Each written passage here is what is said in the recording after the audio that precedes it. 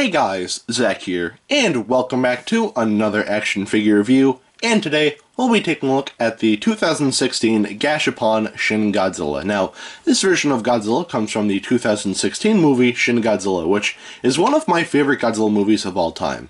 It's not my number one favorite, but I'd say it's definitely in my top 5 favorite Godzilla movies of all time. The characters, they're not the best, but I will say that the movie basically focuses on Japan as the main character, not really the humans, which is really unique for a Godzilla movie. The soundtrack, I think, is really good. And Godzilla himself is a very interesting take on Godzilla. Shin Godzilla is basically a lot different than the traditional Godzilla. So, yeah, I think, Godzilla in Shin Godzilla was a very interesting take on the character. So, yeah. Anyway, if you have not seen Shin Godzilla yet, then please check it out. It is a great movie. So, yeah. Anyway, let's take a look at the figure here. And starting off with the paint on this figure is, I'm not going to lie, it's a little sloppy, but let's take a closer look. So, take a look at the head. We can see that the eyes are painted a yellowish color. The teeth are painted a brownish color, and it's painted as the same color as the toe claws here. And most of the body is like a mix between red and black, but it's not like subtly painted on there. Like the red and the black is just slapped on there, and I think that's why I don't really like the paint on this figure. It doesn't look all that great. So basically what it was supposed to be was, like, for example, like all the creases on the chest, like all the indentations were supposed to be red, and I think that's what they're trying to replicate. However, it doesn't look good. I get that this is a very small figure, but there is another Gashapon Godzilla figure that did a way better job at showing off, that. So I think the paint on this figure is very sloppy. Not terrible, but still very sloppy. So the paint on this figure, it gets a pass and a half. So, yeah. Anyway, now we'll take a look at the articulation. And the articulation is basically the same as the other figures in this line. So basically, the legs come apart, and the tail does that. And if you were to get this figure in the original packaging it came in, it would come in like this, all, disassembled, so you'd have to assemble it yourself, and assembly is very easy. So you take your left leg, or my left leg, and just plug that in there, and then you take the other leg, plug that in, like so.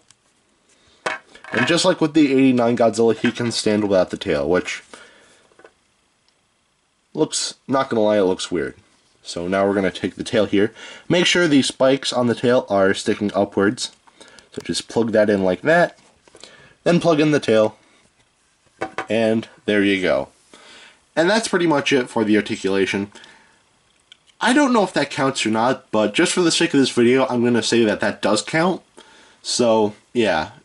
It's simple. It's the same as the other figures in this line, so it gets a pass. Now take a look at the sculpt, and the sculpt on this figure, for it being such a small figure, the sculpt on this figure is really good.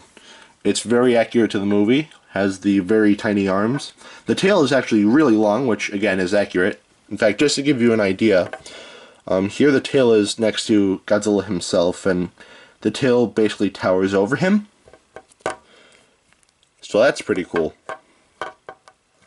And other than that, that's pretty much it in terms of the sculpt.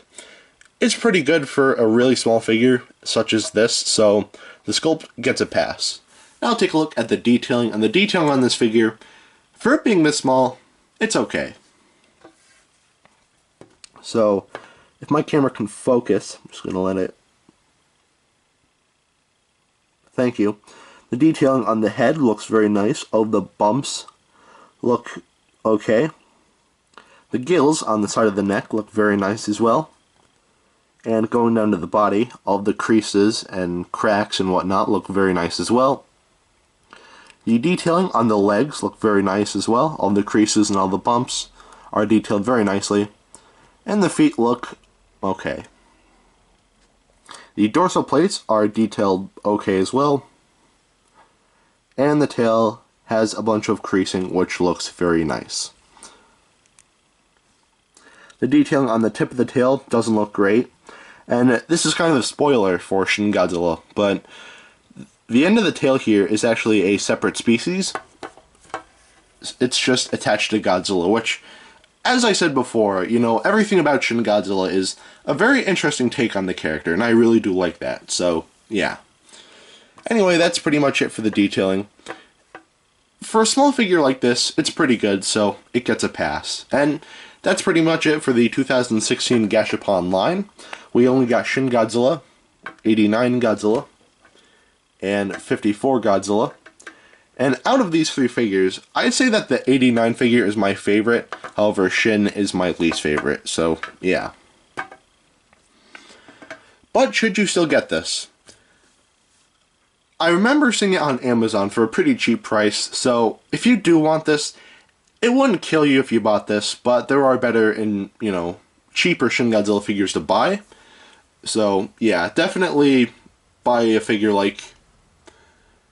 Either get the Bandai Movie Monster Series Shin Godzilla or the NECA Shin Godzilla. This, you could easily skip, but yeah. I think I saw it for like $5, which again, isn't bad, but you know, there are better Shin Godzilla figures to buy, so yeah.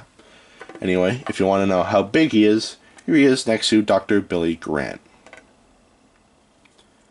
Alright, now that is it for today. Have a great rest of your week, and I will see you in the next video. Peace, Zach out.